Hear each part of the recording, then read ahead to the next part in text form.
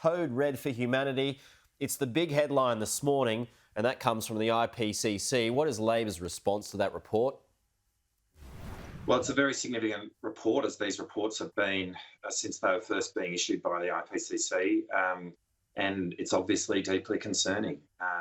We need to have meaningful and real action in respect of climate change, and what this report is showing is that the predictions of climate change, in fact, are speeding up rather than slowing down.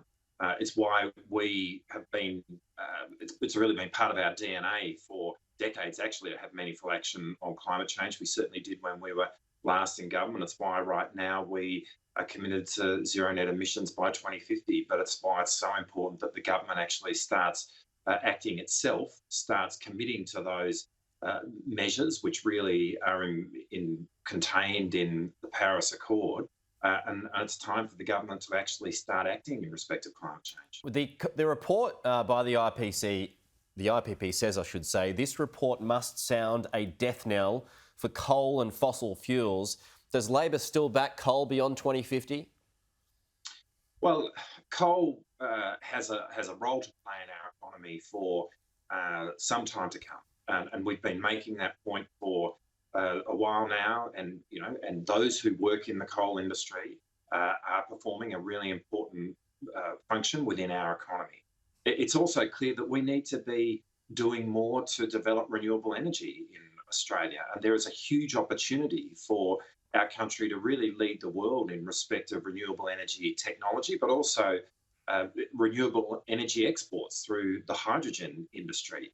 And the government likes to talk about the fact that it's focused on technology. It'd be actually good to see what they have committed to that.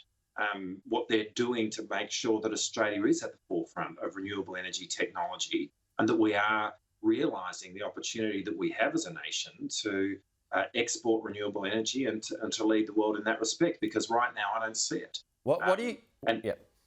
Well, just on the subject of nuclear now, what do you say to those members of your party and also unions as well who do support nuclear?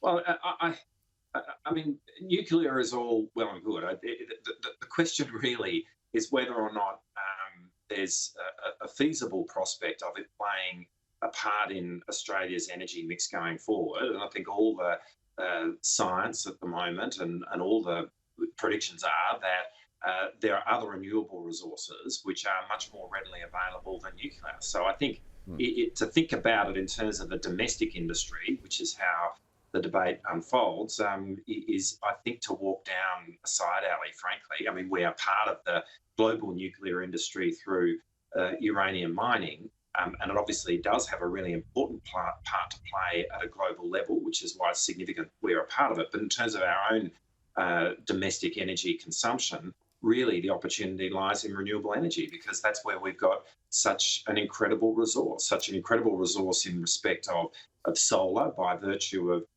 the latitude of our desert to the equator, but also the resource we've got in wind. But having a long coastline against the roaring 40s and having trade winds to our north, all of these things are assets that other countries in the world don't have, and we have a technological base here to exploit it. But it really requires us to walk down that path with intent and purpose, and we don't see that from this government. In fact, what we see from this government is an internal debate inside the government party room about whether or not climate change is actually happening, and that this report has got to make that clear. But there is still a rump inside the government party room which are happy to deny. Do you believe that the report, though, loses some of its credibility when talking about China and the fact that it wants to go carbon neutral by 2060, but no one really believes that it's going to do that? So is China getting a leave pass?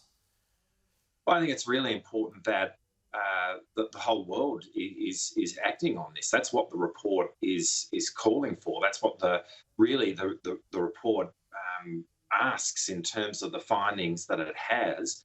And I think the meeting in Glasgow is going to be profoundly important, and every country is going to need to play its part. That includes China, it includes Australia. And it's why it's really important that this government actually resolves its internal issues and starts acting with intent in relation to action on climate change. To have the government party room full of a whole lot of people who are essentially denying the science of climate change in 2021 is genuinely unbelievable, and that is the situation that we've got right now. The whole party's not denying the science of climate change, are Oh, they? no, I'm not saying that, but I'm saying that there is a debate inside the government's party room in relation to that. It has paralysed them in terms of their action since they came to power. I'm not saying all of them do, but there's enough of them in there that do, which means that you've not had a clarity of purpose from this government from the time that's been elected. It's why, we're 21, 22 energy policies, something like that, since the government's come to power. They have been all over the place because there is a rump inside their show which thinks that climate change is not happening. And that is, frankly, in this day and age, is genuinely unbelievable.